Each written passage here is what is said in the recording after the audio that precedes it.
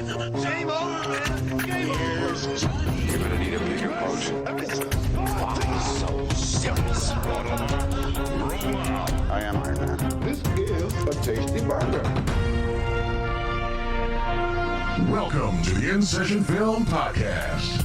Welcome to episode 607 for October 22nd, 2024, and I'm J.D. Duran. And I'm Brennan Cassidy. Hey, thanks for joining us, everybody, as we inch closer and closer to Halloween. It is Great holiday. spooky Love it. season. I it. have decided that I'm going to dress up for next week's episode. So if you're a listener on the Apple or Spotify end of things, maybe tune into YouTube next week. Do you know what you're dressing up as yet? I think so, yeah. Okay. I do. And I assume you're not going to reveal it yet. Let's wait till. No, I'm not going to reveal it. Look, it's not going to be anything outlandish. I'm not going to come in here looking like Freddy Krueger or, have a bunch of makeup on. I'm not Johnny Depp, okay? I'm not Johnny Depp. I think if you wore some type of mask, though, it might make recording a podcast a little difficult. A from mask a would be technological extremely difficult. standpoint. Yeah. My band. The whole time, guys. My band once did a live stream during COVID because that's all bands could do at the time. They couldn't gig out in person, understandably so. So we tried doing a live stream, and our lead singer, Matt, decided to put a Stormtrooper helmet on and realized as we were performing, there was no vocal take whatsoever because it just completely masked his voice. Yeah. Then you can't hear through it. So then he had to get up like right on the camera closer to another mic. Then it looked awkward. It was quite hilarious, but don't try to do that. That's your lesson there. Just if you're gonna dress up, don't go with a mask. Not gonna go with the mask, but I am gonna come in here playful and fun, and I'll be dressed up a little bit. So we'll have fun as we celebrate Halloween next week on the show. Yeah. On this episode, in the spirit of not just spooky season, but we're coming off the heels of a couple of reviews that we're doing this week. One of them has already been released in Anna Kendrick's Woman of the Hour. Yeah. We were joined by Megan Kearns for that review. It was a ton of fun. Honestly, one of my favorite conversations we've had all year. It was a film that I already liked, that I continued to enjoy more as I wrestled with it, and our conversation on it really helped solidify where I have ultimately landed on that film. Same. And then we also did a review, which is coming out tomorrow as this episode is released, a review of Red Rooms, which is another film about a serial killer. Both of those films are about serial killers. So using that as inspiration on this show, we're going to be talking about our top 5 true crime movies. And I look forward to getting into that. Well, me too. Discuss that in the back half of this episode. However, we are going to kick things off here, as we always do. Is the parade on or off? Now, it is October after all. Yeah. So we do have to put that into context. The numbers aren't going to look exactly as they did throughout the summer. This last weekend at the box office. So number one, as we all knew it would, was Smile 2. Yep. Coming in with $24 million domestically. It currently sits at $48 million worldwide. But that opening was around $23 million. Yeah. Coming in there in first place. At number 2, and I am very excited to see this, is The Wild Robot. The Wild Robot, in its 4th weekend, still rendered $10 million. Just a 28% drop off from. That's a very good hold. That's a very good hold. And it's closing in on 200 million worldwide total, if I'm not mistaken, right? That is true. And I think what's impressive about that is that the film isn't that movie dropping on demand or streaming this month. It's coming out pretty soon. I think it's end of the month or early November at the latest, if I'm not mistaken. Yeah, I want to say that the film was coming out. I might need to look that up as we're talking, because I'm fairly certain that the film was like, at the very least, there was news that it was dropping this month or in the next couple of weeks. Mhm. And despite that, people are still going to see that movie. It just goes to show the word of mouth on it has been quite great, and Mhm. families are still going to see that movie even a month into its Well, initial yeah. run. I think word of mouth can certainly be a lifesaver for many movies that may have had a good opening or maybe they didn't and they needed some type of lifeline to keep it going and give it some legs so that word of mouth could be good. But I feel like word of mouth means even more, or it seems to have more of an effect on family movies. I feel like it's certainly a stronger draw. And especially when the movie's good. So yeah, I'm not too surprised to see this continued success for The Wild Robot, because I think this is, and correct me if I'm wrong, it's really the only film tailor made for families that's playing right now, at least a major releases. Yeah.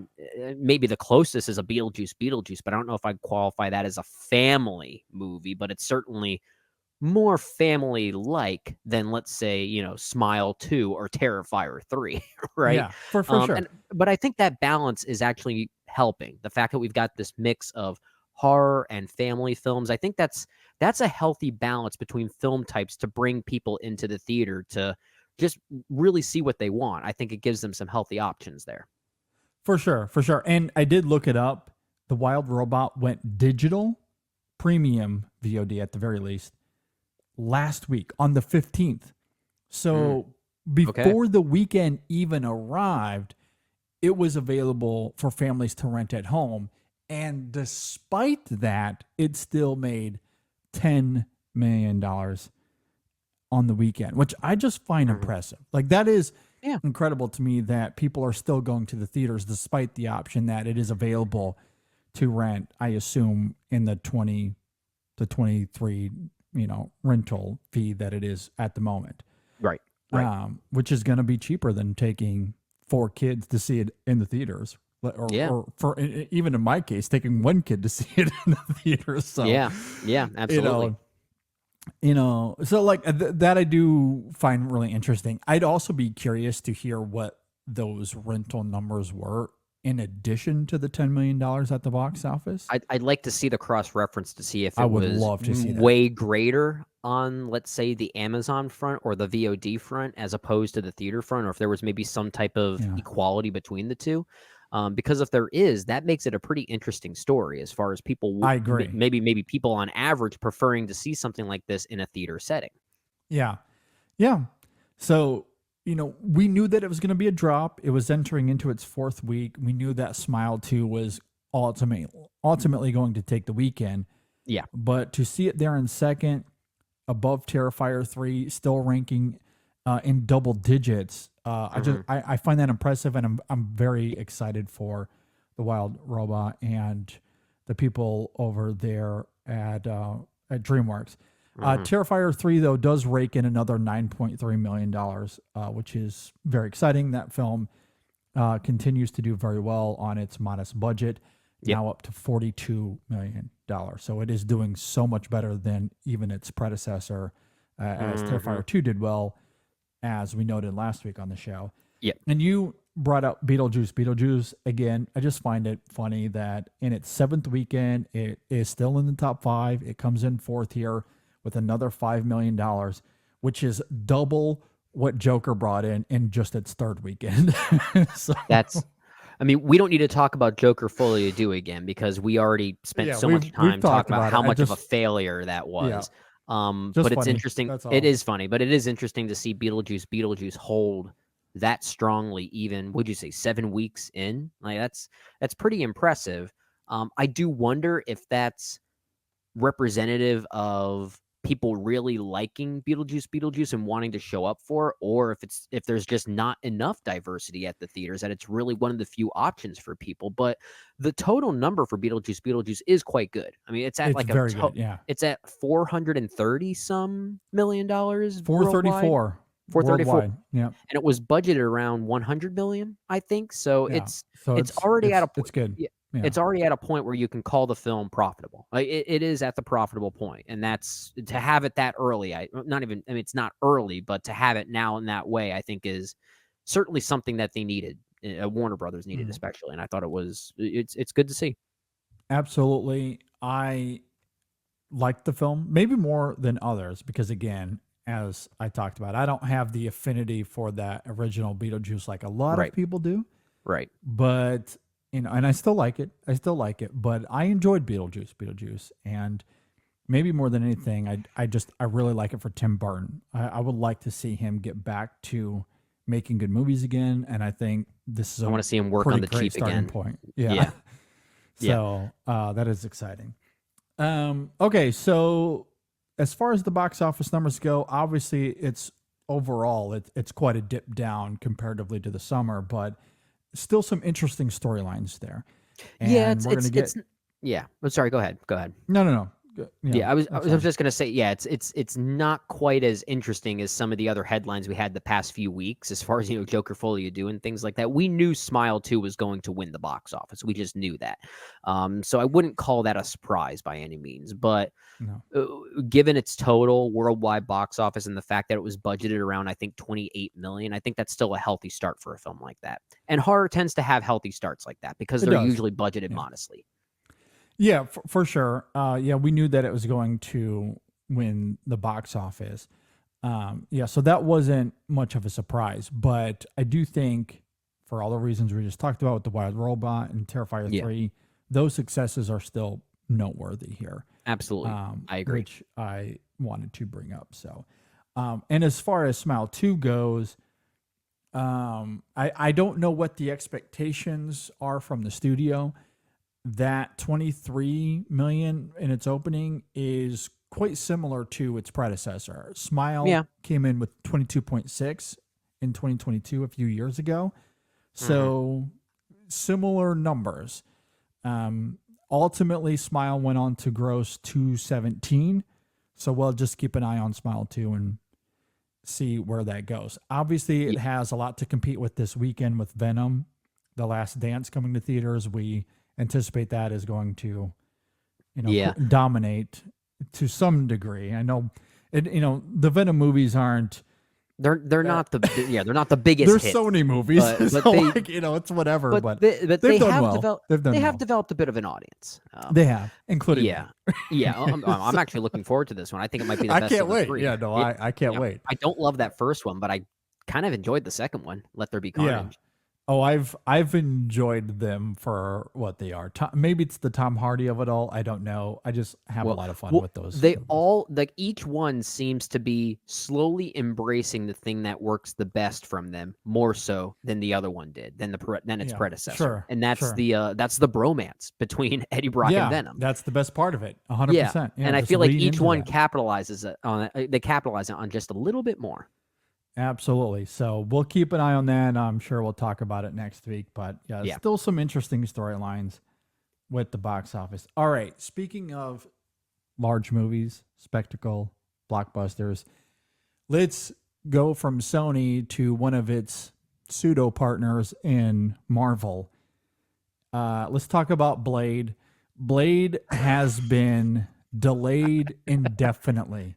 They have removed it from the schedule altogether. I believe this was when they decided to release it next year. That was like the 7th or 8th change from its initial release date. Them announcing a release date was kind of a punchline at this point, right? Oh, I know. We all knew that wasn't going to stick. Yeah. So they've decided to just remove it altogether. And that film may never see the light of day. I don't know.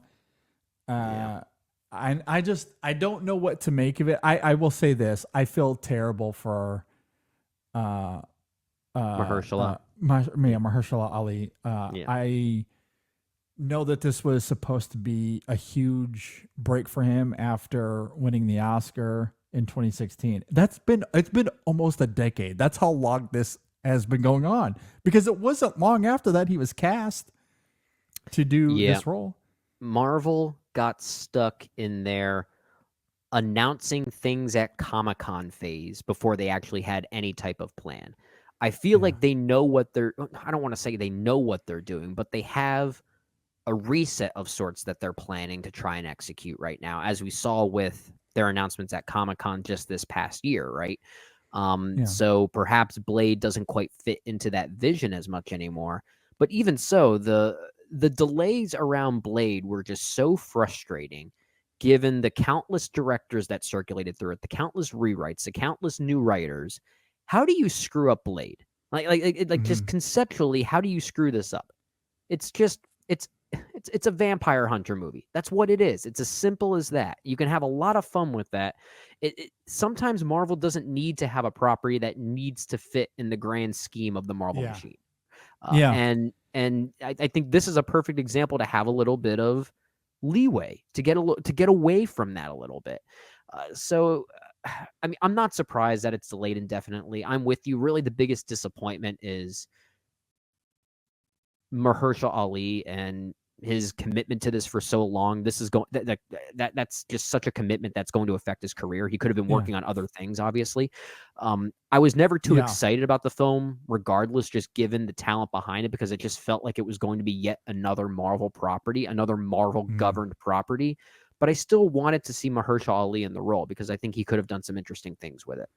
Yeah, I think that's what's most devastating here is the idea, and maybe it will come to light, like how many projects did he end up turning down because he was hoping that he would get to do Blade? I know.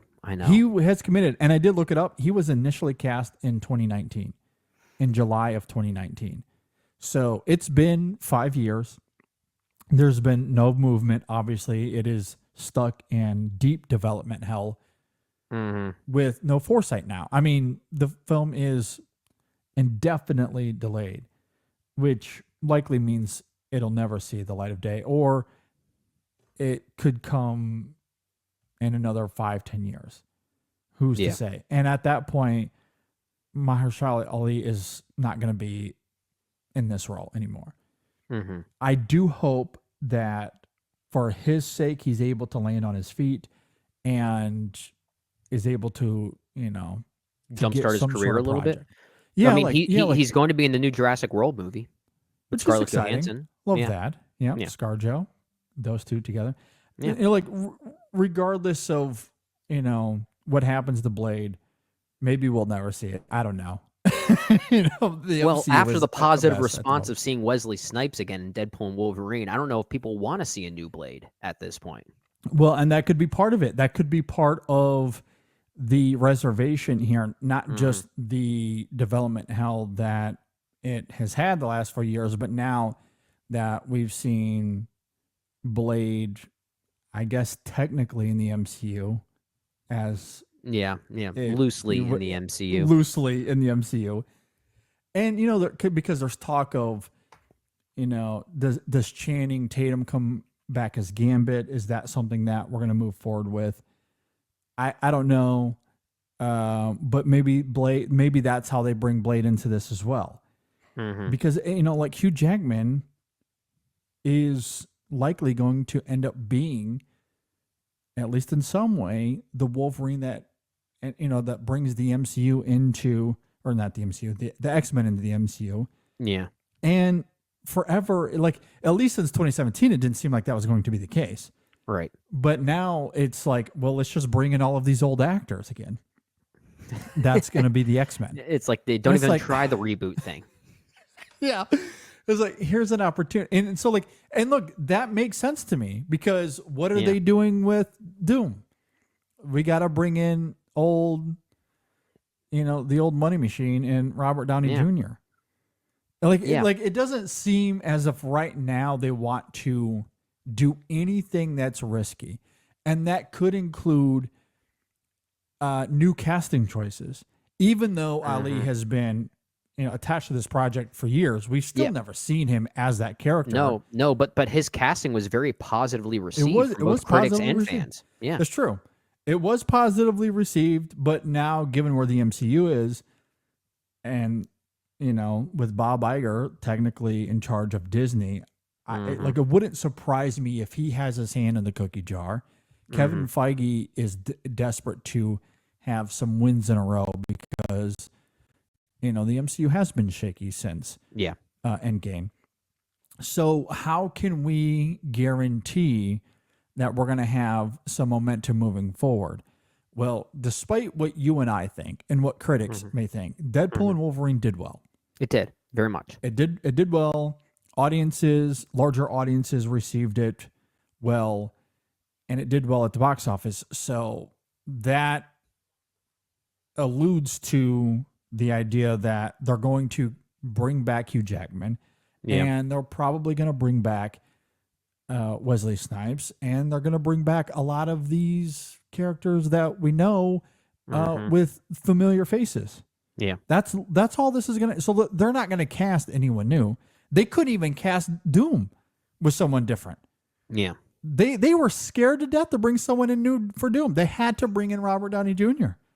So as they said, the one man who could play this role. Bull crap.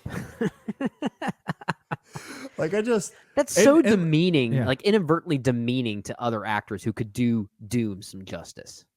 Yeah, it's like it is ridiculous, and I'm gonna be curious where things go for Marvel up until the Doom announcement.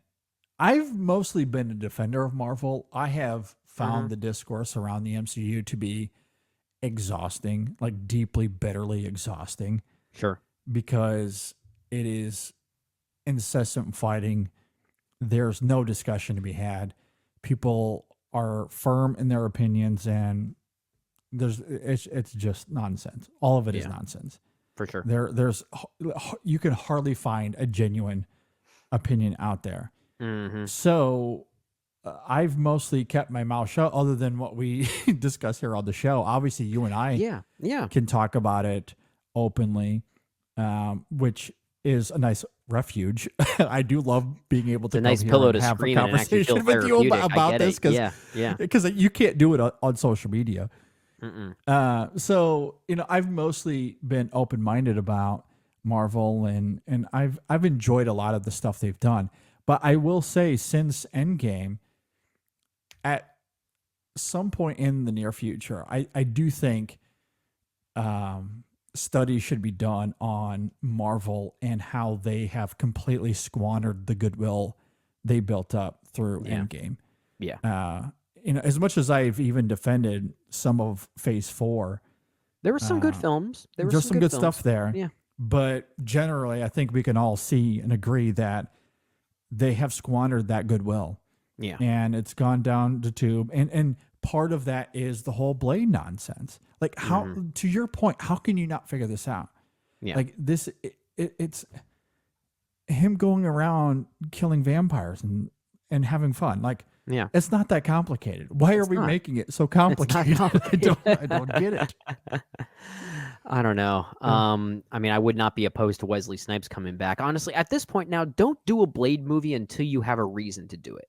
And this goes back to Marvel making announcements because they were trying to churn out some thrilling response at whatever panel they were hosting that weekend. Like, that was their goal. Their goal was to get people talking, right? Yeah. And they obviously they were just jumping the gun. They were too busy jumping the gun. And Blade was sadly the biggest jumping of the gun that they've ever pulled off, or not even pulled off, that they've ever tried. Because didn't the announcement of Blade was that the conclusion of their San Diego Comic-Con back in 2019? I think it was 2019. Yeah. Yeah. Because I think at that point people were expecting Kevin Feige to start talking about Fantastic Four or mutants, and he made a pass at them but said we had nothing to share, but we have something big, and it ends with Blade and Mahershala Ali walks out. It's like they clearly put so much thought and effort into pleasing the fans for just a brief moment. They forgot they actually had to make a movie. Like, that was basically what happened here. Yeah. Yeah, it's crazy. I mean, there's been at least 2, if not 3 directors that have come and gone. Yeah. It feels like they've gone through at least, similarly, another 2, 3, if not 4 scripts. Like and while I know some of the information, or much of it has not been released, and I don't know if we'll ever hear what the true behind the scenes, what it was on this film. It would certainly make for a fascinating documentary. I want to be that fly in the wall. I hope it does come out someday. I feel like at this point, if the film, I know the film's delayed indefinitely, which doesn't mean canceled. But at this point now, I wouldn't be surprised if it does get canceled and never gets made.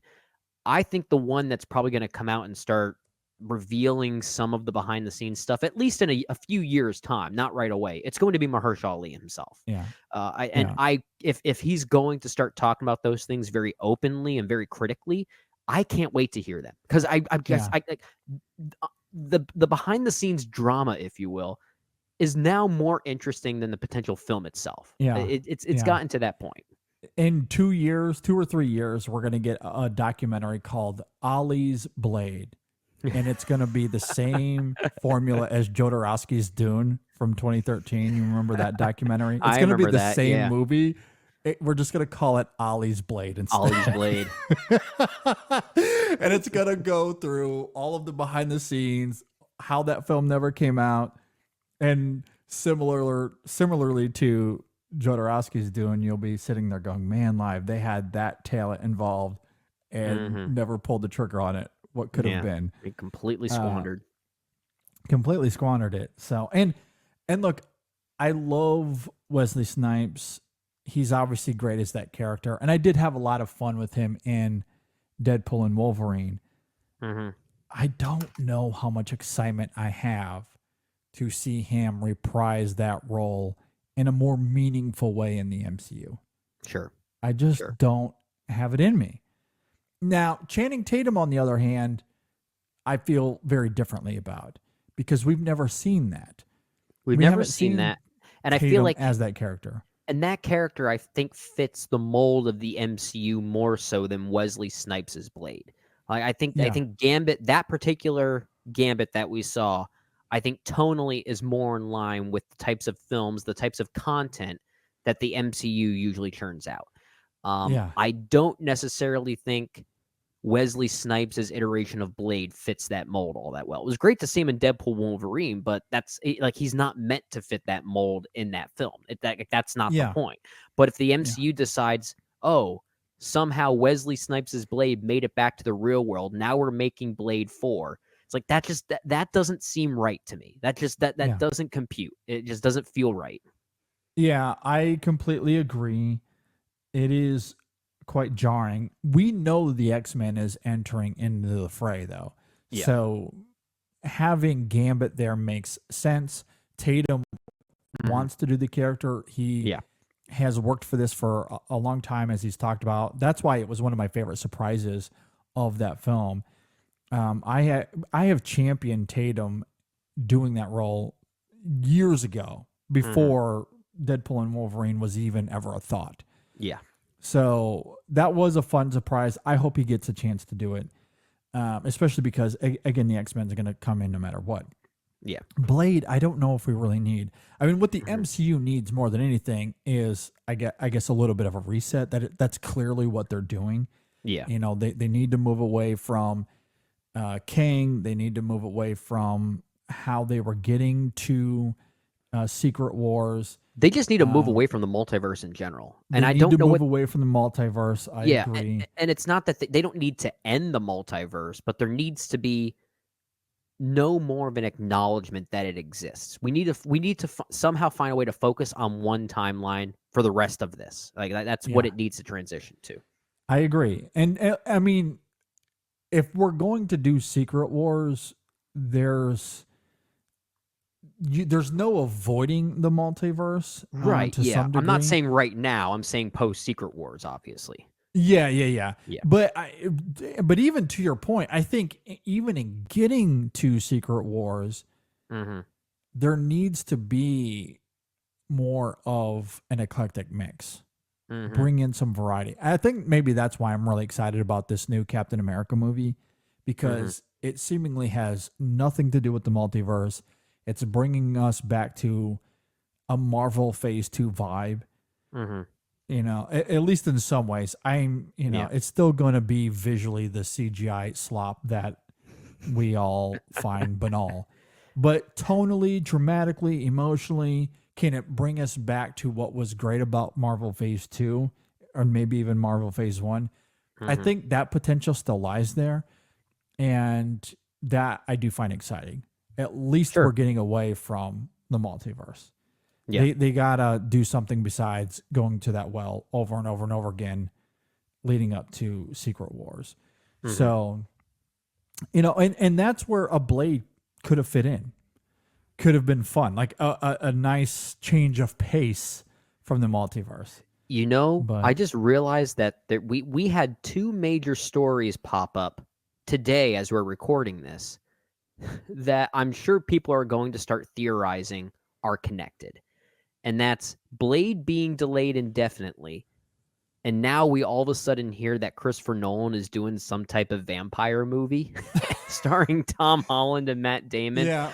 Imagine, like, are people going to start hypothesizing that, is Christopher Nolan now working with the MCU? Is he taking over Blade? No, he is not doing that. But it is an interesting coincidence nonetheless. And that's where I think people are misguided because there was a tweet going around that mostly people were making fun of, where the idea was because Tom Holland has been cast in that Nolan film. Yeah. So the idea was, he's going to convince Nolan to direct the next Spider-Man movie. No. That's wrong. That is where it's misguided because it is Nolan doing a vampire movie. So he's not coming in to do a Spider-Man movie. No. Yeah, he's coming in to do Blade. That's where all of the discourse has been misguided. Yeah. Although obviously Nolan's not touching the MCU with 100-foot pole. Not something I would want to see either, but it's amazing how people will feed the MCU they'll eat the MCU sandwich just to find those ways for these high-end directors to find a way in there. It's annoying. Now, I will say though, on I guess a little bit of a shift in the conversation here with Christopher Nolan doing a vampire movie, even uttering that sentence out loud excites me. Like that, I do find really great. But Tom Holland working with Nolan, I think, is quite invigorating. I know that a lot of people are kind of middling on Tom Holland because of where his career has gone, how he's done mostly these, he's done movies outside of Spider-Man, but a lot of them have been not all that great. But then again, even they're not all that great, but I feel like he's still channeling some of the things that he has done as Peter Parker and Spider-Man. And I think it's showcasing that he does one thing really well, but he also hasn't worked with the right directors to push him to a new boundary. And in a way, that's why I'm excited for someone like a Tom Holland to work with a Christopher Nolan, because I like when an actor who maybe has a certain typecast brewing about them can start to break free from that. And that's the vibe I potentially get here with him working with Christopher Nolan and being able to push him to something new. Yeah. Yeah, absolutely. I think that Nolan can absolutely get the best out of anybody. When you look at his movies, I don't think I can name a single Christopher Nolan movie and character or performance where I'm like, man, that is wildly miscast. I just don't associate that with Nolan at all. Not to say that other actors couldn't do some of those roles, but I feel like he cast his films extremely well.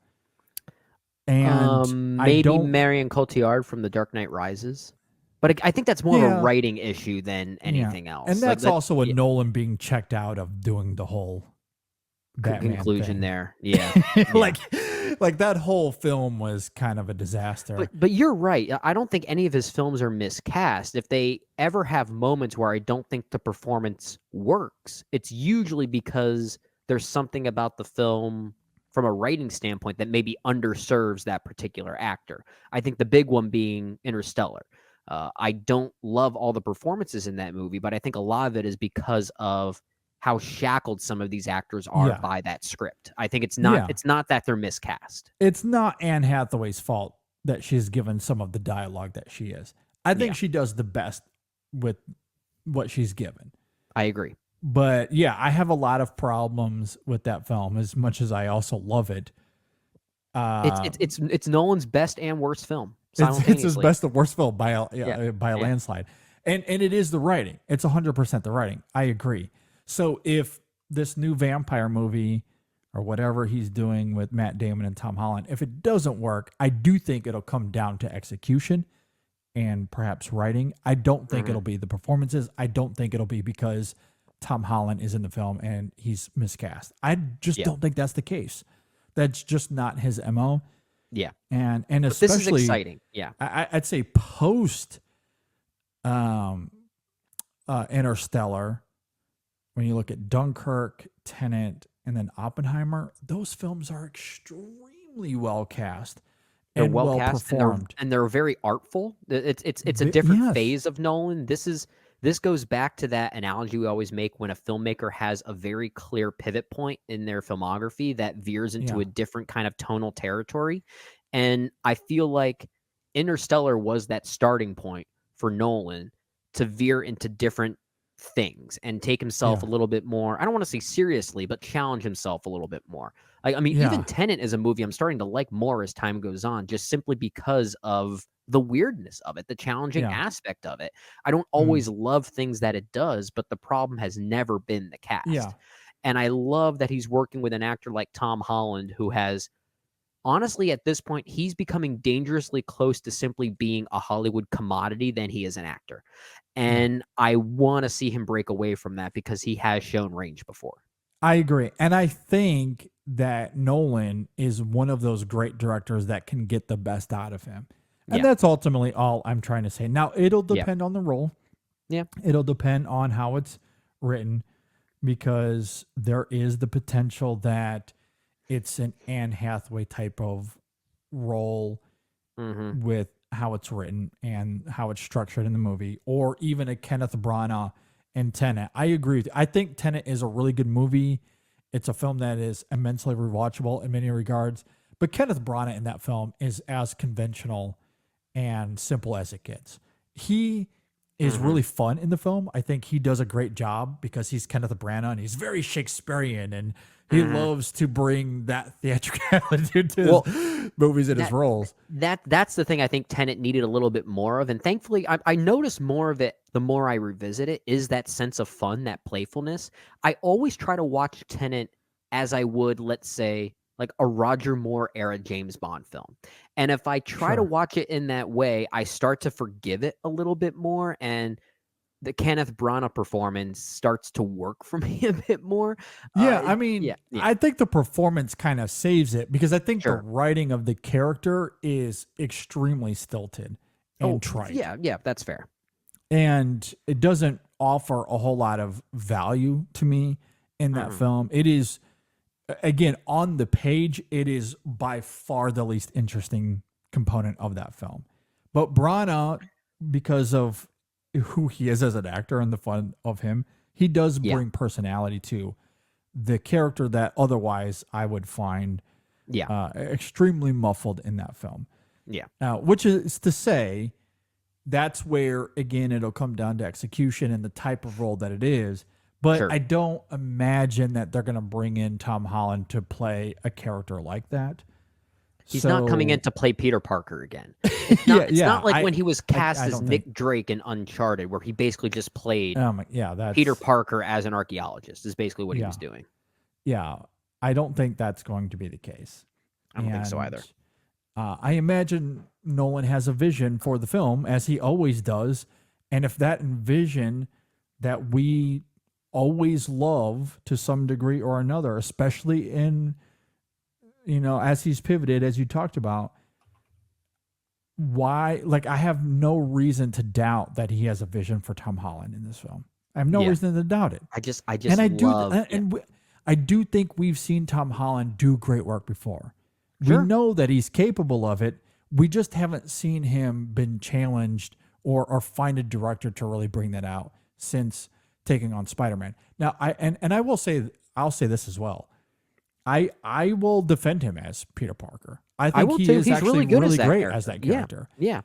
So, for all of the criticism that he gets, I don't think it is fair when it's lofted at him as Peter Parker. I think his personality or whatever is driving that performance, it fits that character really well. It's, to your point, how that bleeds into all of these other performances and it's just regurgitating the same thing. So I still think his best performance of his career might be The Impossible. Yeah. I honestly, I'm very much with you there. And the only one that might come close is No Way Home, where because of the context of that film, he is asked to go places emotionally that the character was never really asked for previously. Yeah. So I think he more than delivers. I think he's really great. That's his best performance by Spider-Man, I think, in those films. Sure. But you're right. I mean, he hasn't done a whole lot that's really asked for him to go beyond. There was a point where he could have been able to balance the two, but then Spider-Man became such a hot commodity within the MCU, it sort of overtook his career. But after appearing in Civil War, I mean, didn't he also do The Lost City of Z that same year, if I'm not mistaken? Or at least somewhere around that time. Something like that, yeah. Yeah, and both I'm just looking at it here, both came out in 2016. And he was really good in The Lost City of Z. I think that's a very good movie. Yeah, I agree. Yeah. And then post Endgame, what was it? The Devil All the Time, which is a movie you and I didn't really love, but I thought he was fine in it. Yeah. It's really after that when you get to the Chaos Walkings of the world and the cherries, and it's like, okay, now we've got a problem here. Yeah, now it's a problem. Yeah. Yeah, and that's where I don't know if it's because he's settled. I also go to something like In the Heart of the Sea, the Ron Howard film. I don't love the movie, but I do think he and Chris Hemsworth give committed performances, especially physically in that film. Yeah, I mean, they look quite sickly at the end of that movie. Yeah. I mean, I do think he is a talented actor when he feels challenged. I don't think he's felt challenged much since 2016-17. Yeah. Nolan will challenge him. He will. And bring out the best. I just love Christopher Nolan makes a Best Picture winning epic about J. Robert Oppenheimer, and he decides my next project is about vampires. Yeah.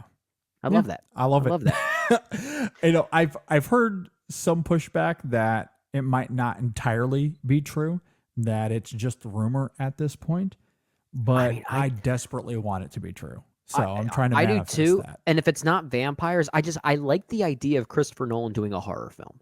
I think his sensibilities could fit that new genre exploration. Which we talked about last year with Oppenheimer. We noted that quite specifically. We would love to see him do a horror film. So it is incredible timing, a little bit ironic, I guess, that he might actually be doing that, indulging in that. Yeah.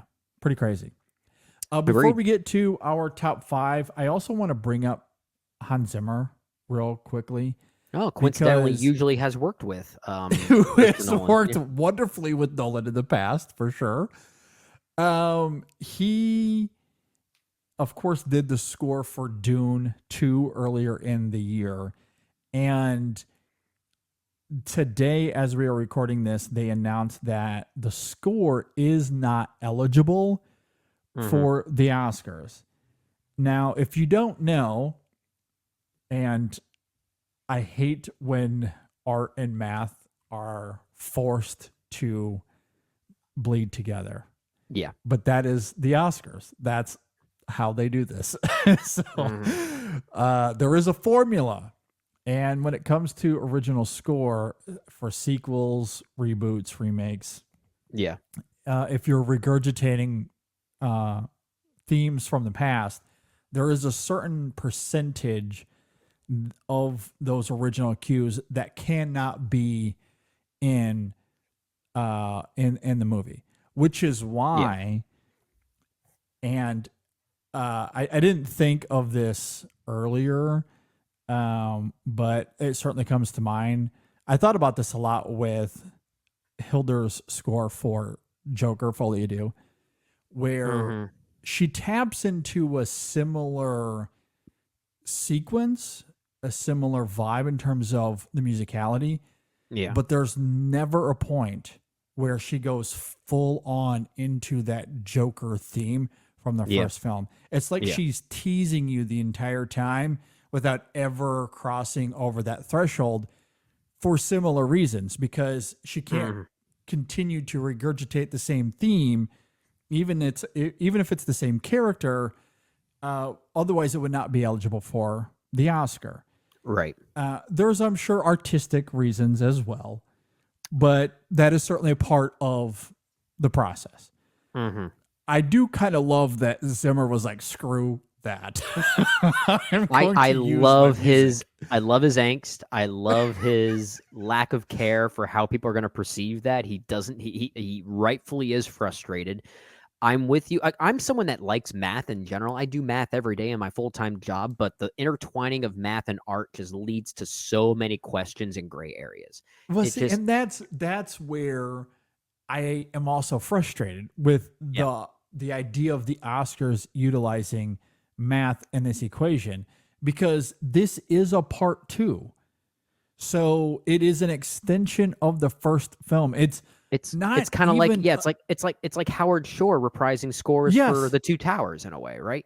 Yes. Well, and that's a big crux of the argument I'm about to make, because when you look at the Lord of the Rings scores, and again, I'm saying this very myopically because I don't know what the math actually is, but when you listen to the soundtrack for something like The Two Towers, or even as you get into Return of the King as well, or how about John Williams being nominated for a gazillion Star Wars movies? He was nominated for all 3 of the sequel trilogy movies. Yeah, you can't tell me those scores, especially Rise of Skywalker, did not cross the 30% threshold or whatever it is in terms of regurgitation. It absolutely had to have. There's no way you could convince me that it didn't. And they still let that score be eligible, which could be a bias. It's John Williams. Maybe this is the last time he'll be nominated. Spoiler alert, that wasn't true. Yep. But maybe that was the thinking. I don't know, but I am very dubious of how they stick to that math or what the math actually is. Well, here's the other thing too. Why does math really have to play a part in this? And I want to be careful with how I say this portion of it, because in a high level way, if I disregard the math, I do understand the point of the Academy that they don't want to honor a score that's too reflective of the past, that they want to honor a composer that's challenging themselves to do new things with the movie that they're working with, even if it is within a franchise or a sequel or something like that. Yeah, but sure. But I don't think math is the way to weigh that, because again, in the case of Dune Part 2, it very much is an extension of Dune Part 1. So a lot of the musical cues, even if they are repeats from a prior film, they've always had that purpose. So they were always going to be there in that way. And Howard Shore is recognized multiple times for that, for the Lord of the Rings trilogy, because they were made simultaneously. They weren't made as, oh, I'm going to just repeat my old scores and do this again. You know, it's not, he's not repeating compositions for the sake of doing it. There's also another side of that argument, is how that melody, whether it's a repeat or not, is executed in the film that's at question. Because another example is someone like, let's say, again, this was not nominated for Best Original Score, but I'm just using it as an example. Alan Silvestri and the way that he employed his Avengers theme at the end of Endgame. Is it a repeated theme? Yes. But should there also be something honored there for his choice to utilize it at such a perfect time? Exactly. Yeah. Like that should also be part of this conversation that kind of nullifies what we're talking about here. Yeah, like who cares that he brought back a familiar theme? Everyone wanted to hear that theme. At some point in the film, they wanted to hear it. And they especially wanted to hear it after Captain America said those words. Yeah. So not only should that score been nominated, it should have freaking won. I'm being facetious. I know, being but still, facetious, yeah. But Yeah. you get my point. Yeah. And I agree with you that this should not come down to math, that Hans Zimmer should be allowed to artistically create the music that is necessary for this film. Dune Part 2 is less a sequel, and it's more so an extension of that first film, that it was made similarly as the Lord of the Rings trilogy to be one large experience. So the music is, of course, going to reflect that. Yeah. And simultaneously, there are great new themes, such as that love theme that he brings in for Dune Part 2. That is just as great as anything that he scored in the first part. And that should be eligible.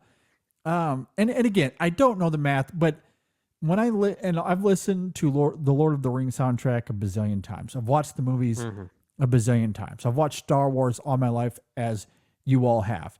Yeah. There's no way those scores are less percentage-wise than Zimmer's Dune Part 2. Get out of here. Let's be serious for a moment. There's absolutely no way. So what this screams to me, and again, I say this ignorantly, but what it screams to me is that someone does not want Zimmer to be in the race or to be recognized. Like, I don't, and again, that is full on conspiracy theory on my part. That is a very conspiratory mentality. But look, here's why I say this. This is PTSD for me, Brendan, because you know why? And I'm going to bring sports into this, so I apologize. But this isn't sports for the sake of sports. It matters to this conversation. I am a fan of the University of Michigan. Okay? The University of Michigan's football team used to have a coach. His name was Jim Harbaugh. Yep. He was really great. He was good at his job, as Hans Zimmer is good at his job. Yeah. However, there were people inside the NCAA, which in this analogy, the academy, that did not like Jim Harbaugh. For whatever reason, they hated the man. It's because he was good at his job, right? And because he was good at his job. And they had a vendetta. They wanted to get rid of him. And they found every excuse imaginable. If, like, things that he did as a head coach, that other coaches would get slaps on the wrist, little fines, no big deal. They, like jaywalking type infractions for Harbaugh were treated as murder. He jaywalked. They locked him up for murder. So I guess, the equivalent here is Hans Zimmer's committed murder by scoring Dune Part 2. I guess so. That is my PTSD coming through here. But I'm just saying it has very similar vibes. That's all I'm saying. It's like he committed a small infraction that they are treating as murder. Let's loosen our grip here. Let's be serious about this for a moment. It is one of the best scores of the year. I don't care that it regurgitates some of the music from the first film. Come on. It's not just regurgitated, though. It's used tastefully. And Like, this is why you bringing up Star Wars Episode 9, The Rise of Skywalker, is a great example, because God loved John Williams. He will always be a great composer. The score for The Rise of Skywalker is just straight up imitation. That's all it is. Like, that's all it is. That is a huge appropriate qualifier for what the Academy is talking about here. I would actually be okay with that if that were the film in question, but it's not. Yeah, I don't get it. I really don't get it. And I understand that my sentiment here is completely baseless. It is conspiratorial all the way. But where I smell smoke, there might be fire. That's all I'm saying. Yeah. That's all I'm saying. And who knows? Maybe the truth will come to light. I don't know, but it feels a little ridiculous. And I love John Williams. I love John Williams. He is one of, if not the best to ever do it. Yeah. The Rise of Skywalker, an Oscar-nominated score, is about as trite as it gets. It is absolutely it's an so silly. imitation. So silly. There's nothing all that great about it, which, that's par for the course for the production of that film. Yeah. I think his scores for the previous two are genuinely very good, are great. Yeah. I don't have an issue with those two scores being nominated, honestly. No, there are plenty of new themes there to capitalize the newness that those movies are doing, but The Rise of Skywalker is not doing that at all. No, because by the time you get to Rise, not only do you have the original Star Wars cues, which are, of course, in Rise, but then you have all of the new cues that he brought up in the first two films that are then repurposed in Rise as well. Like that film was like 80% regurgitation. Absolutely, like, I don't, it is. like, get out of here. Like, be serious for a moment. Absolutely. You're the Academy. Be serious. Hans Zimmer, good at his job. Brendan, Transformers 1. Podcasters in disguise. It is really good. I really like Transformers 1 a lot. It's one of the best animated movies of the year. It is one of the best animated movies of the year. It is available out now on digital. And, we talked about how the film did okay, it didn't do great at the box office. It unfortunately didn't perform as much as something like The Wild Robot, for example. So we need this film to do well in the digital space. Yeah, this is your We chance want to it to do fix that, to remedy that. Exactly. So if you haven't had a chance to see Transformers 1, please go rent it. Yeah. Now, we're bringing it up here because we do have digital codes to give away. Absolutely. We have 5 of them to give away. So if you want to have a chance at winning one of those digital codes, follow us on social media, Instagram, Twitter specifically, and maybe you'll get one of those digital codes. However, we only have 5 of them, and we'll give them away. But if you're one of those that unfortunately isn't a winner, please go check out this movie. We need to add to its digital run so that way it is maybe more successful than it already is. Give it some legs, some robot legs.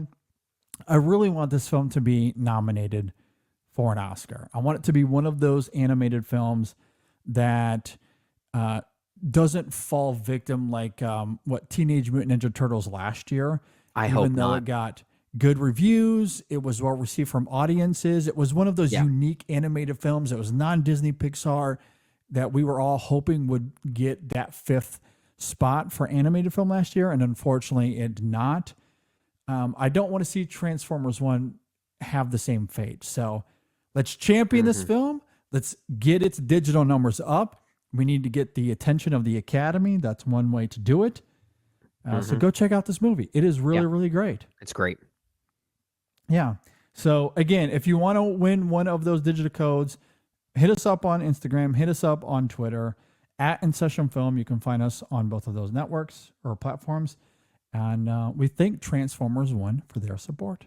All right, let's talk about coffee, Brendan. I love it. You love it. We all love it. It's a We need stress some relief for coffee. me.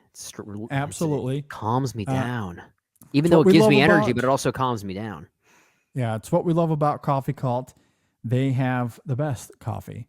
It is specialty grade Arabica coffee only. Yep. So it's not your cheap store-bought coffee.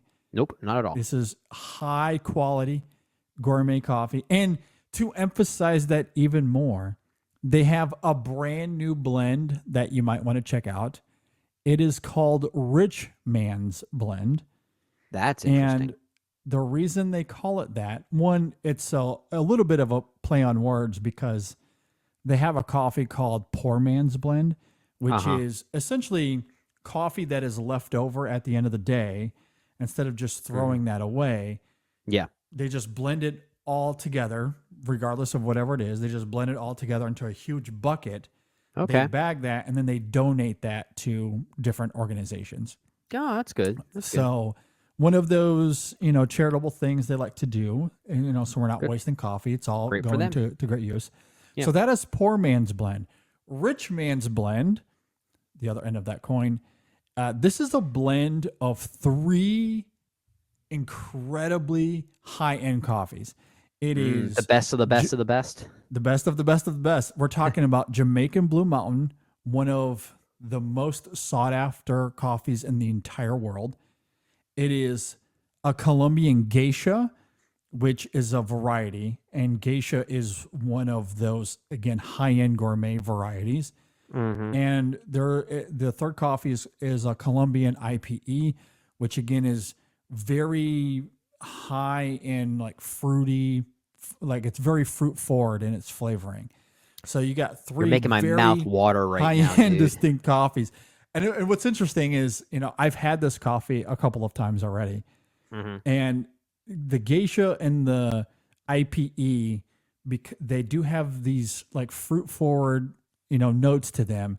The Jamaican is a little bit opposite. It has like these chocolate notes to it, a little bit of lemon, and combined, it's such a fascinating experience because I need to try this. I'm sure everyone listening now. You kind of get hints of like floral and a little bit of fruit, but it's combined with chocolate. And then at the very end, you get the lemon. It is a roller coaster on every single sip. So basically, it's like unreal. It's like a coffee version of a gusher. Yeah, I mean, kind of. It's not that intense.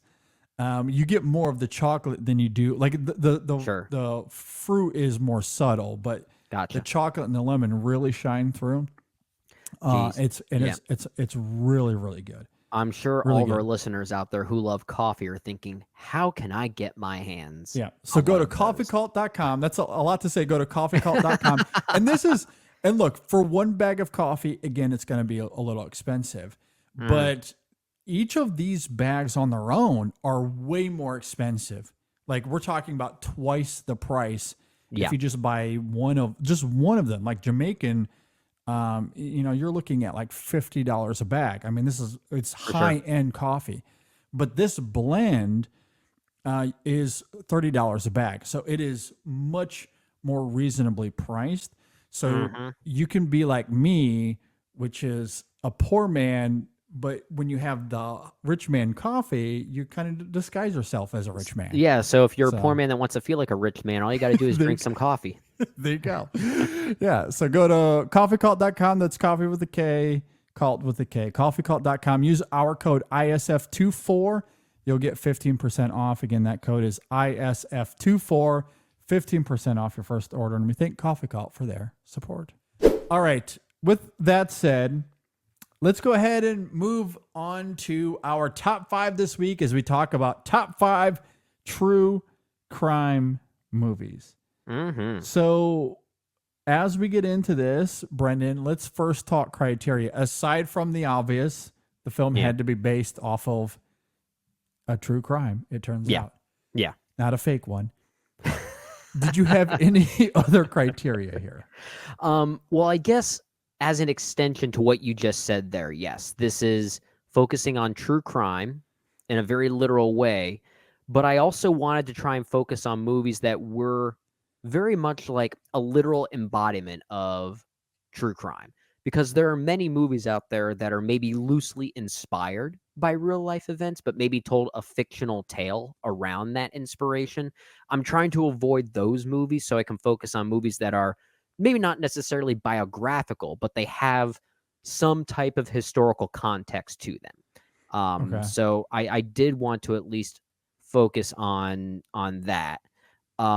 I also want to acknowledge that there are many filmmakers out there who have made films that very much fit this bill. They're very much known for that.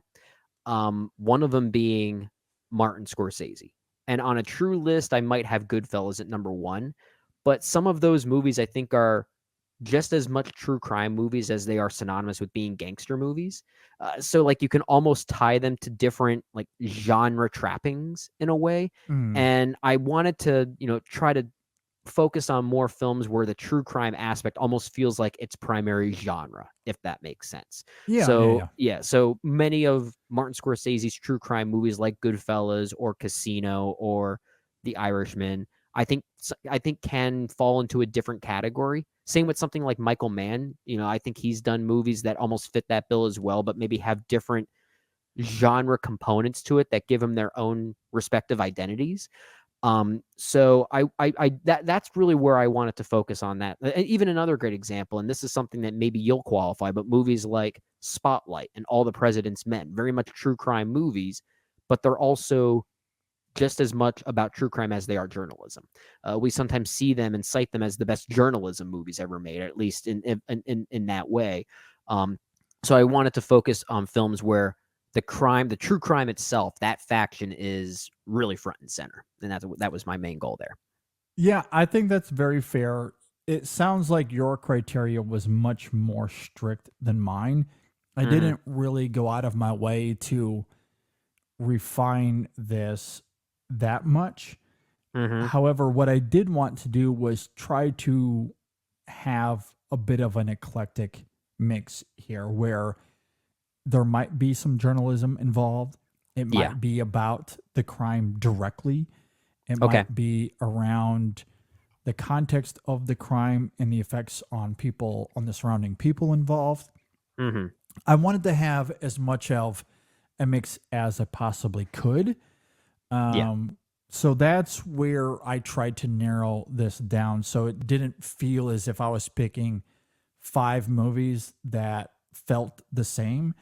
And I do feel really great about how my 5 is representative of the different kinds of true crime movies you can see out there. So that's where I decided to focus mine a little bit. So and I will say with my 5, they're not really ranked, so I might change the order a little bit if we have any crossover, and then I'll just jump to that one. I have a loose 5 here, although I have a favorite, but I might reorder them a little bit just based on maybe their status in the world of true crime movies, because some of them I think are very important examples, as I'm sure we'll talk about. Okay. All right. With all of that said, let's go ahead and dig into this then. What do you have at your number 5? So my number 5 is a film I don't think you've seen yet. It's Henry Portrait of a Serial Killer from 1986. And it's a film that even before I've ever seen it, it always haunted me. I recall as a kid going to my local Blockbuster and just roaming the aisles, going through every genre. If you remember, Blockbuster positioned every aisle as its own genre. New releases, horror, drama, all those things. And in the horror section, for some reason, the poster, or at least the VHS/DVD case of Henry Portrait of a Serial Killer, always caught my eye. That image of a young Michael Rooker staring at himself in the mirror was one of the creepiest things I've ever seen. And I saw the movie for the first time some years ago, and it is a very effective horror psychological thriller, inspired by the not even inspired by it, is very much about the story of 2 murderers, and their names were being Otis Toole and Henry Lee Lucas.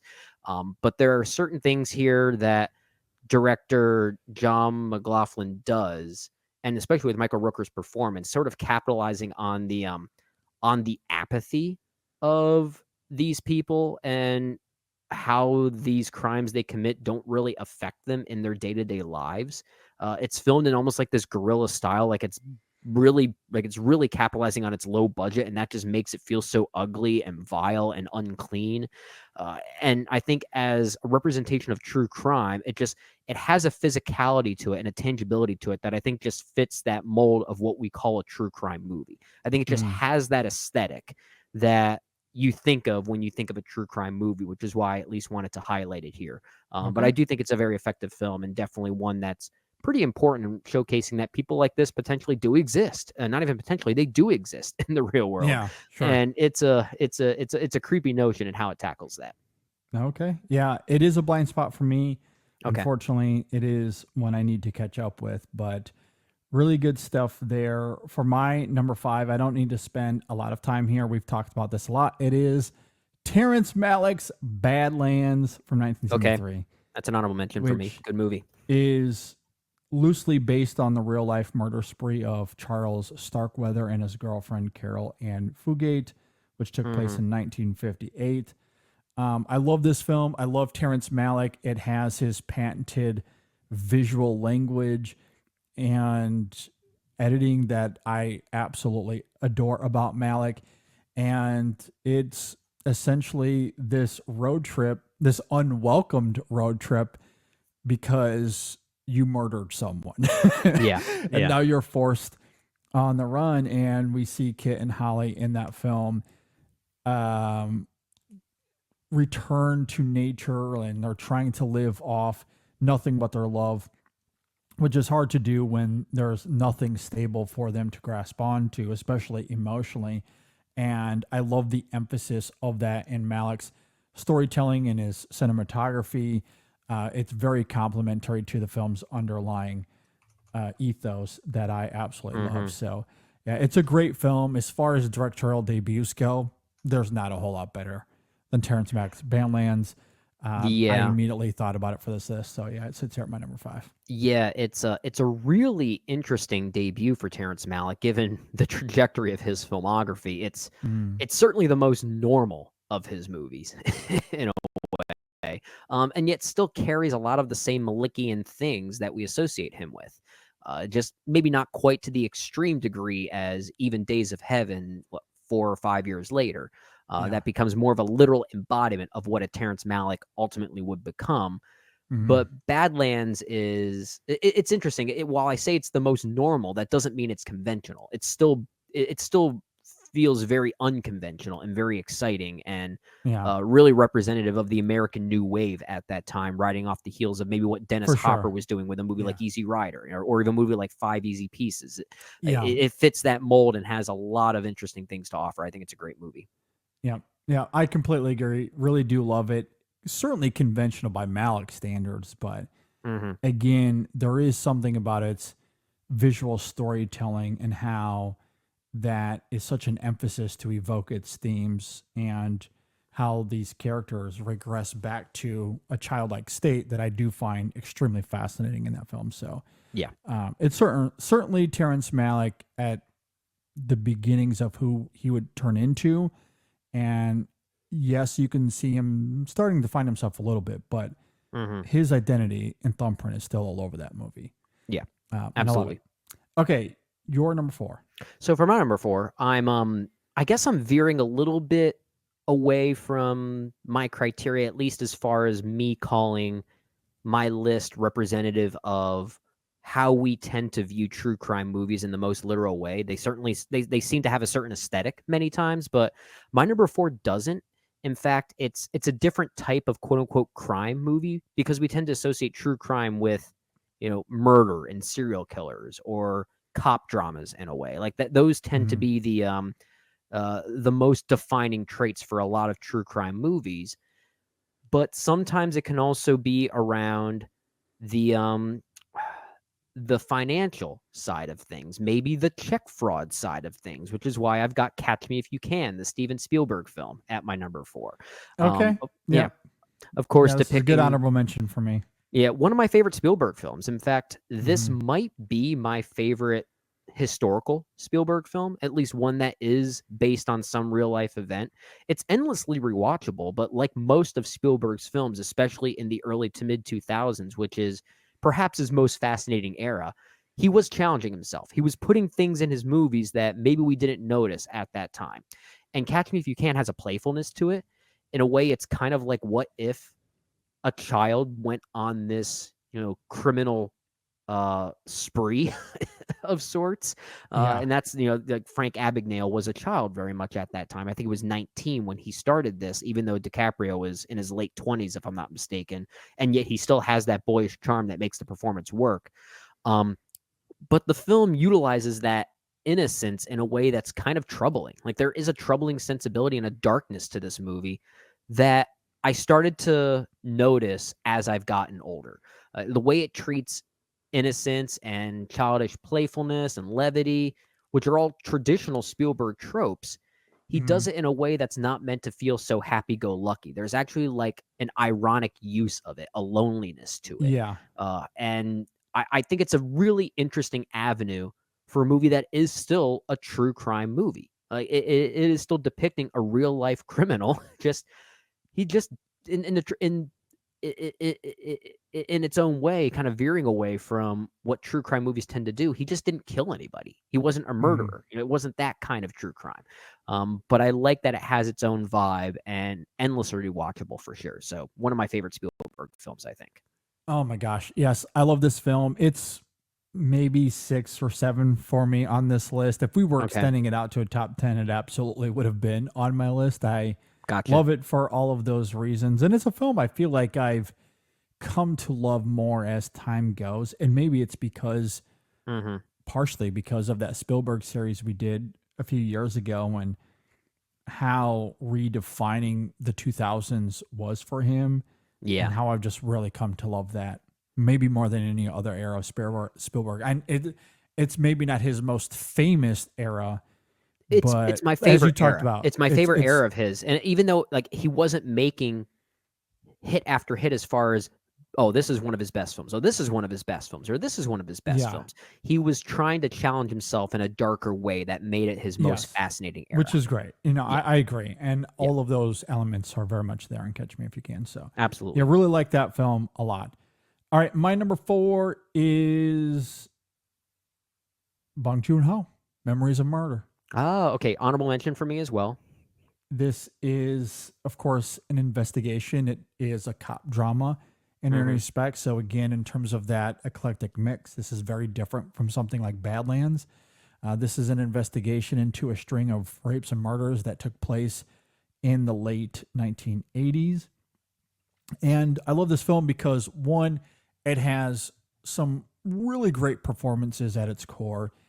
It's shot extremely well. I love the photography of the film. And I love what Bong Joon-ho is exploring here in terms of, one, the futility of justice, the obsessive pursuit for truth, as we see in many crime thrillers, and how this gets into obsession and the absolute urgency and finding the truth, especially when the stakes are as high as we see here. But maybe even beyond that, it's what the film does in terms of deconstructing the fragility of truth. I think that's maybe what's so haunting about this film is, you know, we see these characters, these detectives continuously misled by either circumstantial evidence, there are false confessions, their own biases are a part of it as well. Yeah. It becomes this slippery slope in terms of finding out what the truth actually is. And because of where they end up finding themselves in the journey, so much of what they discover becomes unreliable in a way, or at least there's a lot of uncertainty. Yeah. And I do love that, especially when you couple it with corruption, which is always going to be a part of cop drama in many ways. There's, you know, human error, all kinds of aspects and nuances that the film brings up. And it ends in a way that I think is really great in terms of ambiguity and, you know, the identity of this killer being unresolved and how one feels about that, how the community might feel about that. I think there is an emotional prowess to the film as a result of all of that. So I love this film so much. This is my number 4 here. Oh yeah, I think a common theme with a lot of true crime movies, especially ones dealing with serial killers, is obsession, and this one definitely goes into that as well. I love the way that the roles between our two lead characters almost kind of switch by the end. Like there is a bit of a reversal of sorts that's really psychologically fascinating. Yeah, that too. Yep. Yeah, definitely a great one. That's an honorable mention for me. If we were to extend this to a top 10, I'd probably find room for it there.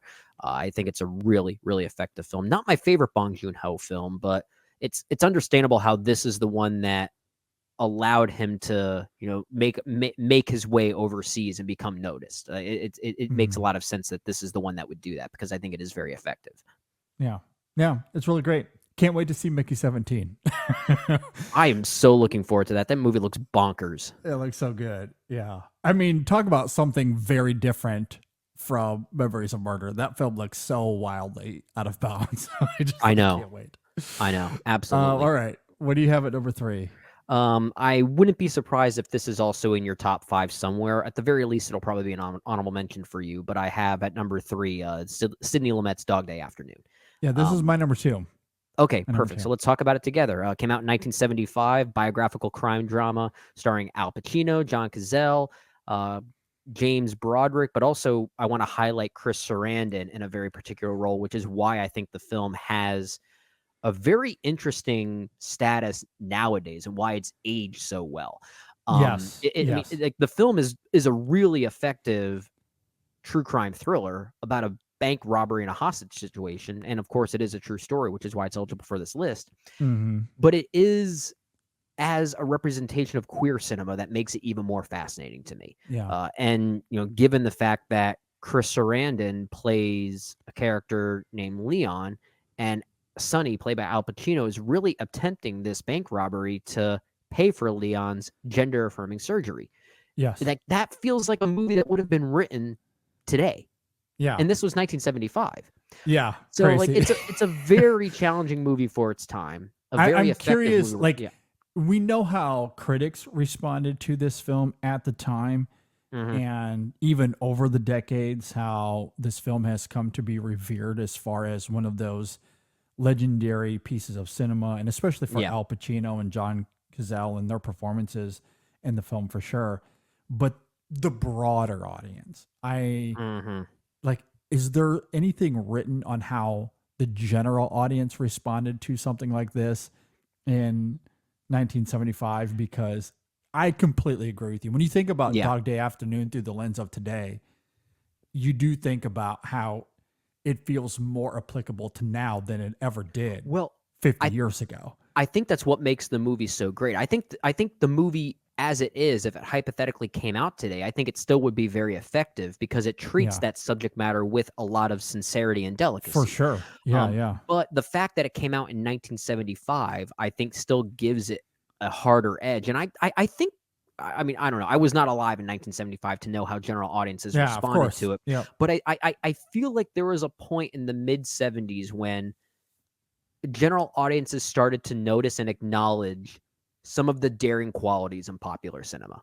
I mean, like, even just 1 year later, a movie like Taxi Driver would come out. Martin Scorsese's Taxi Driver. Yeah, we just talked about how the 70s were such a redefining era for American cinema. So it certainly came out at the right time for audiences to respond to the film. Yeah. In a new way than they ever would have before. And whether they agreed with that messaging or not might not even be the point. It's the fact that they liked the idea of being provoked by something new. The challenging aspect, the almost taboo nature of it made it seem like they were seeing something dangerous. And I think maybe that's why it was well received at the time, because the movie even garnered some pretty important Oscar nominations as well.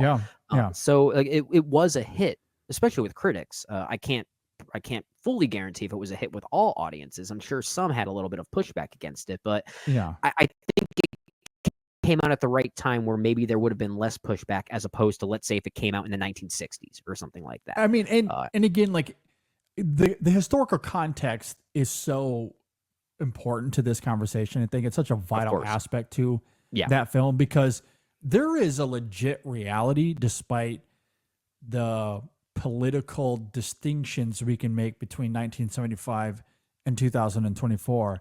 Right. And as you noted, Brendan and I were not alive in 1975, so we don't really know. But there is a world where this film was largely received better then than it would be now. Like it just feels like everything is so tight and polarized that if this film came out today, there would be no middle ground. You would either love it or hate it, given that political polarization. I do wonder about that because, like I said, there is still a delicacy in how the subject matter is treated in Dog Day Afternoon that it doesn't. I still never saw it as a preachy movie in that way. It's not. No, I don't think it is. But that's what I mean. It feels like, and again, I could be totally wrong, but and maybe I shouldn't say it feels like because I don't really know. I just Right. wonder. I think Yeah, it's a it's a fascinating curiosity. thought exercise, a curiosity. If audiences, because of how they were conditioned differently then, there was political divide in the 70s for sure, but Right. it's so different than it is now. Yeah. And I just wonder if, because of how it's treated in the film, as you're talking about, that maybe there was more of an opportunity to have a genuine conversation on the film, whether you liked it or didn't like it, or how your politics impacted how you viewed that film. Where today there's just no discussion to be had. It's about a trans or Yeah. a man trying to rob a bank for his girlfriend to have the surgery. No, thank you. Like Yeah. people are just going to immediately brush it off. Yeah. Like today, there's just no conversation to be had about the film. Yeah, and it has nothing to do with the film's treatment of it. It's Yes, really has more nothing to do with the people. film Yeah. or Lament's direction, the performances. It's just it has everything to do with its politics. I do wonder And you about either that. love it or hate that. I would love to live in an alternate reality where this movie came out in 2023 or something like that instead of 1975, and to see what the reaction would have been. Because I'm with you. I don't know. But certainly I think the 1970s, the mid 70s, when there was that recognition that American cinema was starting to take risks, and that wasn't just critics noticing that, audiences were noticing that. Maybe it was the right time for something like this type of depiction, to raise that type of conversation genuinely. And that was perhaps part of it for sure. Yeah.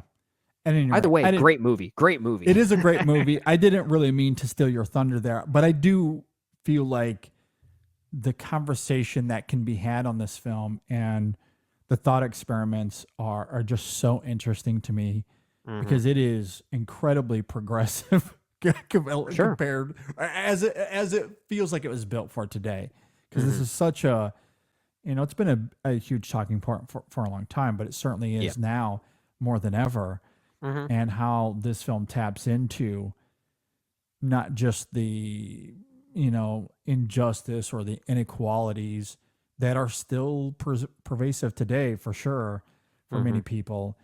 I mean, there's not a whole lot that's changed in that regard, but there certainly is opportunities for people to transition, which is very exciting. And yeah, I mean, the exploration of those themes in this film and why this robbery is taking place, it's just so incredible. It's fascinating, for sure. Absolutely. Yeah. Very good movie. Okay. Great movie. So that was my number 2. Yep. My number 3. So why don't we go to your number 3 then, which we haven't revealed yet, as far as I know. Okay. Well, I don't need to talk about this a whole lot. So this was my Martin Scorsese pick. Okay. And you're right. Which one do you want to pick? Which one do you want to go with? Because he's got a whole career of movies. And I thought about The Irishman because I love that film as a deconstruction of this very thing that we're talking about. I ended up picking Killers of the Flower Moon, though. And maybe it's because it's so top of mind. And if there was a Scorsese film I was going to possibly pick, I think that's the one I would have gone with. Yeah, I mean, Killers of the Flower Moon, I love the ambition. And look, I think there's an argument to be made that The Irishman is a cleaner, more seamless experience. I agree. But I love the ambition of Killers of the Flower Moon. I love the emotional prowess of it. The performances, of course, are really great. And how Scorsese is trying to highlight, and maybe this is part of it, like he's highlighting a crime that the American political system had tried to sweep under the rug. Yeah. And there's something about that as we dig into this topic that just feels so resonant that I couldn't leave out. That's a great point. It's because most crime movies, true crime movies specifically, a lot of the crimes that they are depicting were highly publicized, at least at some point. Okay. And this is an example of one that was very deliberately buried under the rug. And the movie is doing the job to try to uncover that. Exactly. Even if it stumbles, the uncovering and trying to find that truth is incredibly provocative and profound in the film. And I love the attempt. And because it's Scorsese, he succeeds way more than he doesn't. And similarly to The Irishman, there is still attempts at subversion here in terms of the typical Scorsese formula, which I won't go into here, but if you want to hear us talk more about that, we went into that very heavily in our review of it last year that you can go and check out. But like those subversions, I think, are great, though. Really, really fantastic. Like this era of Scorsese, I absolutely love. Like what you're talking about with legacy Spielberg era? in the 2000s. Yeah, this Yeah. legacy era of Scorsese might end up becoming my favorite when it's all said and done. Yeah. Absolutely love it. I don't know if any of these films in this current era of Scorsese would necessarily crack my top 10 Scorsese films. He has a lot of films, so that's even high praise regardless. But they are so fascinating in the things that he's trying to dissect about himself. Honestly, it starts with Hugo in a very playful, childlike way. I mean, that was basically about his that's relationship fair. with movies. Yeah. And then it got more into the introspective side with movies like Silence and then The Irishman in a more literal that's it. way. Yeah. Yeah. Yeah. You know, because he's always been quite religious or at least outspoken about his faith. And to see him tackle it in that film the way he does, absolutely love that. Yeah. And then getting into The Irishman. And again, I mean, I almost went with that here because it is 100% a deconstruction of the very movies we're talking about that he helped set as far as the formula of these like true crime movies, Yeah. particular mob and gangster movies. But man, he set the formula in so many ways. Yeah. And here comes a movie where he just completely reverses course and gives us the other side of the coin, which I love. But there is something really interesting about a movie like Killers of the Flower Moon that's doing something that a lot of true crime movies don't always do, and that's actually play the role of detective in a way. It's not like a traditional detective movie in that way. In fact, it feels more like a Western in a lot of ways. But the fact that it's trying to uncover a lost true crime is the fascinating element of it that makes it a really unique choice here. I think it's a really fascinating movie. Yeah, I completely agree. So that's ultimately why I ended up going with that more than anything else. It's a good pick. If I were to pick a Scorsese film that I think fit this bill in a very unique way, it would have been Killers of the Flower Moon. Yeah, I'm at a point now with Scorsese. I think Irishman, Killers, and Silence, I think those three are in my top 5 Scorsese. I think all 3 of them. That's are in my insane. top 5. Wow. Okay. I would Easily. definitely say that about Easily. Silence. I would definitely say that about Silence. That one has really grown on me for sure. Now, funny enough, a lot of people listening would probably say, "Oh, but The Wolf of Wall Street would be in there for me." And I like it, but I'm glad people like it. I'm glad people like it. Hey, it's okay. You know, it is a true crime movie, so it is eligible for this list, but I don't quite have it on my list. Not on my list. It wouldn't be in a top 10 for me either. Yeah, but, same. Yeah, you know, I could maybe throw it on here as an honorable mention, but I'll throw as the far as first I'm half gonna on go. here as an honorable mention.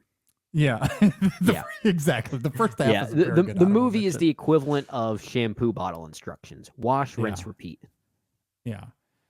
I mean, I'd have to, as far as a ranking, and I don't want to get too much into it. I mean, I'd obviously have to think about it a lot further, but I think there's a very good chance that Killer's Irishman, and I love this era of Scorsese. Maybe we should do a Scorsese movie series. Yeah, I think so. I think that might be on the horizon. Because sometimes I think we need to do a director series like that because we're just trying to solidify our own rankings of their filmography. I know. Yeah. It's just try and complete that task. Okay, your number 2. My number 2 is from 1967. I'm going with In Cold Blood, the Richard Brooks film. Yeah, based on Truman Capote's book depicting the criminals Perry Smith and Richard Hickok, played by Robert Blake and Scott Wilson, respectively. And of course, it depicts the crime of these 2 men who murder a family of 4 in Kansas. There's a lot that goes into it. It's a great movie just as a movie. It's one of the best directed crime movies ever, especially for its time. And the black and white aesthetic, I think, really adds to the tension. The reason why I'm picking it is simply because I feel like when you're talking about the definition of true crime movies, This one kind of feels like the blueprint in many ways. Like this one feels like the premier example. That doesn't necessarily mean it's the best example, but I feel like it's the most like visually representative of what a true crime movie ultimately is. And I think just for those simple reasons, I felt the need to include it regardless. I do think it's a great movie. I love it just as much as I do to put it in my top 5, but I almost even put it at number 1 because I feel like it is such a definitive example of what these kinds of movies can be. So that's really the only reason why I have it here. Even despite thinking it is a very thrilling experience. And these two central performances here from both Robert Blake and Scott Wilson are absolutely chilling. So it's a very chilling movie and went on to get nominated for quite a few Oscars. I think I'm looking up here. Best Director, Best Original Score, Adapted Screenplay, and Cinematography is what it was nominated for. And it's definitely deserved, if you ask me. Yeah, such a revered film in many respects. That's a movie I need to watch to speak to. I wish I would have had time to watch it in preparation for. I really do recommend it. This it's conversation. So good. I really do want to catch up with that one. So, really good stuff there. Our number 1 on this list is Zodiac. Yep, of course. Yeah. There was no other choice. There was no other choice. In a way, that's also why I ended up putting In Cold Blood at number 2, because I figured might as well at least have some crossover somewhere. Yeah, exactly. I mean, even though I somewhat assumed we would cross over on Dog Day Afternoon, I wasn't exactly sure where. I had a good feeling that we would cross over on Zodiac at the top spot, though. So, oh yeah, still to this day, Fincher's best film. I agree. Yeah, completely agree. One of the best films of the 2000s, going back to our best of the decade, from I guess a little more than a month ago at this point. But yeah, it's a masterful movie, and I do like how this one somewhat blurs the line as far as that eclectic mix of films that could be considered for this list, because it's a journalism movie in some ways. Yeah, but it doesn't feel like a journalism movie. Well, and that's the thing. Like, I agree. Like, it kind of has the blueprint for it. Like, if you take an outside perspective and you remove tone and perhaps intent, it is like All the President's Men in some ways. Like, it's just an investigation kind of movie where you're trying to discover the truth. But yeah, you include Fincher's direction and the tone of the film, and it immediately takes on a completely different personality than your typical journalism movie or even your conventional cop drama. Like, it just has its own unique flavor that makes it such a unique mix among these kind of movies that we're talking about. I think it's appropriate that we have this at number 1 because this week we also recorded a review of the French-Canadian film Red Rooms. And I think thematically there are comparisons between the two. In many ways, Zodiac, while depicting familiar themes around obsession, especially when it comes to crime, I think is one of the first real examples, certainly commercial examples, depicting this idea of what we called serial killer groupies when we reviewed obsession. Red Rooms. Like that interest in wanting to participate in this true crime, whether it be to either solve it or just learn more about it. Like the fact that so many people these days are kind of desensitized by the true crime that exists in our world, that they almost feel a need to obsess over it and drown themselves in it. Zodiac was arguably one of the first that really depicted those themes in a commercial way. Like it is kind of setting a trend. I think it's a very good film that's very ahead of its time for that reason. Yeah, I completely agree. And I think it's interesting you bring up Red Rooms because you watch that. It's really hard not to think of Fincher, specifically Zodiac. Yeah. Red Rooms is a movie that is paying homage to Fincher in terms of its photography, his digital photography specifically. Yeah. But the film also gets into, speaking of Red Rooms, it invokes a sense of fear and paranoia at a certain point in the film that is very reminiscent of Zodiac. Yeah. What's also interesting is that in very different ways, those films also reverberate this idea for like this idea of closure, like finding closure. Sure. With Zodiac, it's about trying to find out who the Zodiac killer is. Yeah. And that's left open-ended. What's fascinating about that idea in Red Rooms is it's entirely selfish. Absolutely. And very Absolutely. Yeah. self-centered and perhaps sexual in nature even. But that idea exists in both movies, so but just in very different ways. So yeah, there is a lot to compare and contrast with those two films. There's no doubt about it. But yeah, Zodiac, simply one of the best of this millennium so far. Great movie. And Yep. And I'll say it again. Still my favorite David Fincher film. Yep, same. I completely agree. Any honorable mentions you want to toss out here?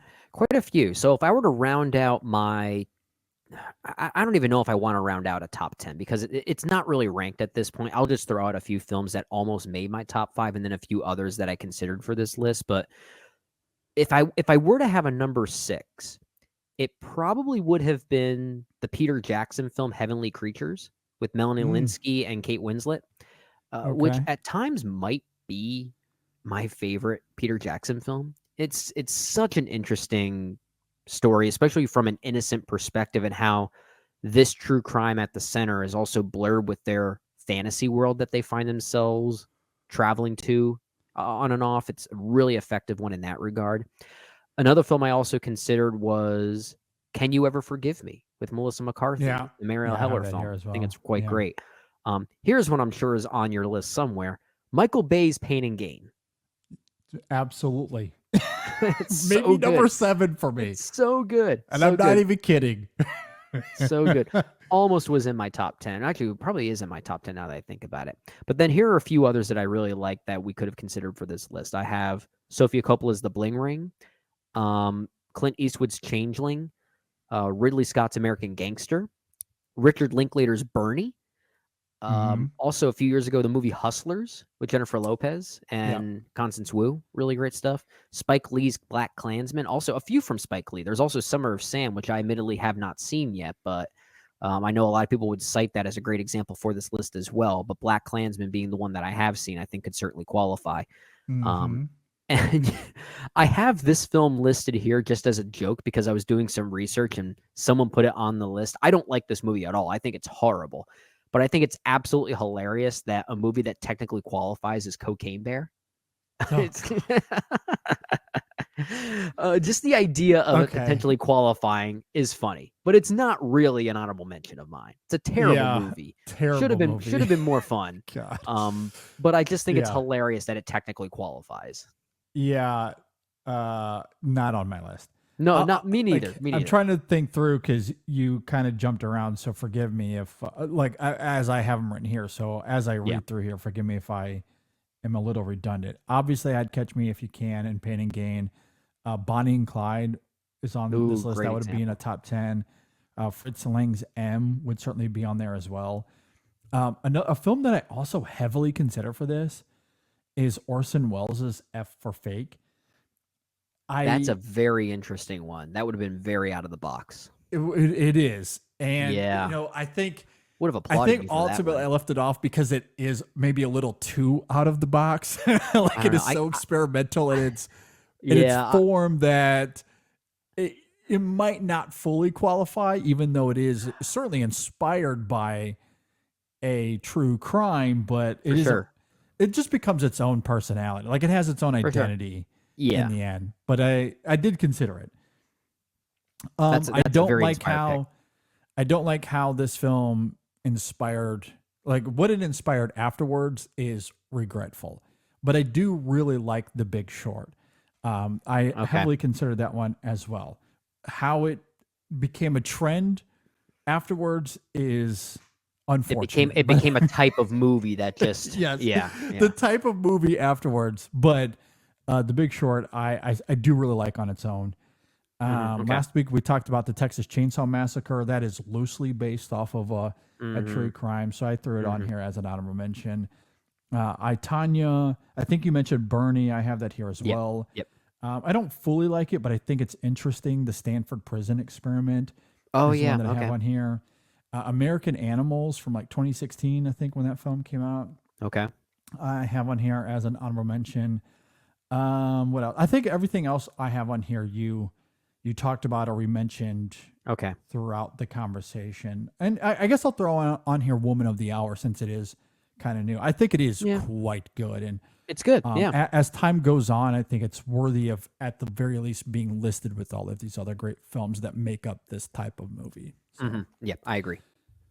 Okay. Well, with that, we will go ahead and wind down the show here.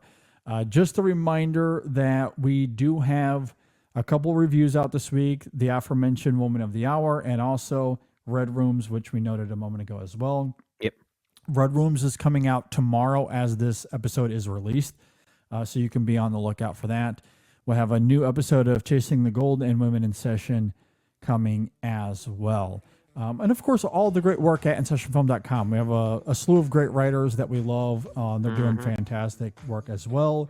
It's award season is here, and things are intensifying. It's swinging. So it's swinging. We will have lots of awards content coming down the pipeline if that's something that you're interested in. So make sure you check that out at InSessionFilm.com. Brendan, any final thoughts before we get out of here? I'll just once again echo that review of not just Woman of the Hour, where we were joined by Megan Kearns. It was a great conversation. I also loved our conversation on Red Rooms, which, as you noted, right now as we're recording this, for those listening, if you're listening to it in real time, it will be coming out tomorrow. Most likely by the time you've gotten to this point of the podcast, the episode is probably already out. Please listen to that. And I don't think I recommend that movie. That doesn't mean I didn't love it, but I think our conversation on it was pretty good. I was proud of that one. Yeah, I'm very proud of it as well. I do hope people go and check it out. It was a ton of fun. It's really great. I hope people really, really enjoy it. As far as a final thought from me, I just want to throw out a quick note to the cinematographer Dick Pope, who passed away yesterday as we are recording this. And I think he was he was underrated as a cinematographer. He was never nominated for an Oscar. I don't think he was anyway. I'm pretty sure he was. Was he? I don't know. I looked it up earlier and I couldn't find. I'm pretty sure he was nominated for Mr. Turner, the Mike Lee film. And The Illusionist. Yeah. Okay. Yeah. Okay. So that is. Sorry, I misread the. I remember. And I hate to bring this up because I don't want to tarnish his memory as a great cinematographer, but I remember when he was announced as one of the nominees for Mr. Turner. Someone pronounced his name as Dick Poop. Yes, that's certainly going to be the legacy of him in many regards, and that is very unfortunate. And to bring it back to him, though, I think he was asked about it in an interview just a few days after that announcement, and I think his response was, "I've heard worse in my life." I'm sure he has. He has. Yeah, I appreciate the thick skin on him there. But yeah, really, really talented cinematographer. Yeah, underratedly very good. I mean, I always really liked his work. What he does for Mr. Turner is next level. I mean, that was truly astounding work in that film. But anytime he worked with Mike Lee, and he did all of Mike Lee's films, just fantastic. You know, I mentioned The Illusionist. He also did Bernie, which we just mentioned a moment ago. I was just thinking that, film. Yeah. And that also that is a really good looking movie. So, and he also has Hard Truths, which another Mike Lee film coming out this year. We haven't had a chance to see it yet, but he did leave us with one last gem that I very much do look forward to. So yeah, same here. He's not talked about like a Roger Deakins and some of these more prominent cinematographers of this age, but underratedly one of those really good cinematographers. His movies, like Mike Lee's movies, especially with Dick Pope shooting them, they always felt so big. Like there was a grandness to those movies that I think Dick Pope's eye for cinematography certainly helped capture. Yeah, absolutely. Completely agree. So I wanted to give him a shout here at the end of the show. Good stuff. Yeah. With all of that said, thanks for listening, everybody. Thanks for watching. We'll see you next time on the In Session Film Podcast.